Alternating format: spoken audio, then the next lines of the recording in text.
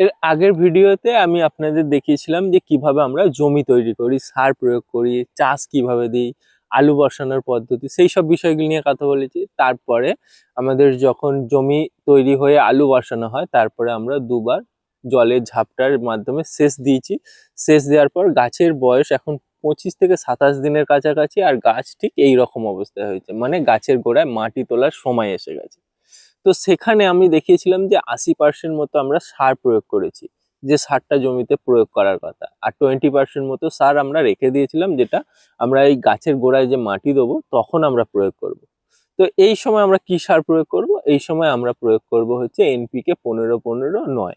তো এই সারটা প্রয়োগ করব আমরা হচ্ছে প্রায় এই গোটা জমিতে 50 কিলোর মতো।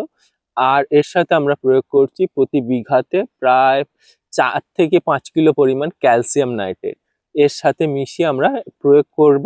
এই রকম জমির উপরে ছড়িয়ে দেওয়ার পর আস্তে আস্তে এইভাবে আমরা কিন্তু মাটিটাকে কুপিয়ে দেবো। তারপরে আস্তে আস্তে গাছের গোড়ায় মাটিটা দিয়ে ভেলি তুলে দেবো।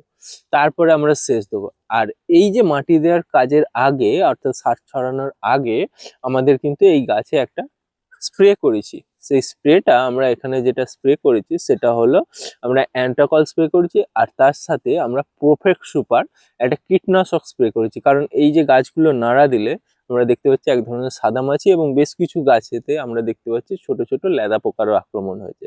তাই ওটা ক্লিয়ার করতেই আমরা অ্যান্টাকল এবং তার সাথে প্রোফেক্ট সুপার মিশিয়ে স্প্রে করেছি। এরপরে আমরা একদিনের মধ্যে মাটি দিয়ে প্রথম সেচ দেবো, এবং সেচ দেওয়ার পরবর্তী যে পরিচর্যা বা কি ধরনের আমরা ছত্রাকনাশক ব্যবহার করব, পিজিআর ব্যবহার করব, সেই সব বিষয়গুলো জানতে হলে আমাদের চ্যানেলটিকে অবশ্যই ফলো করে রাখবেন।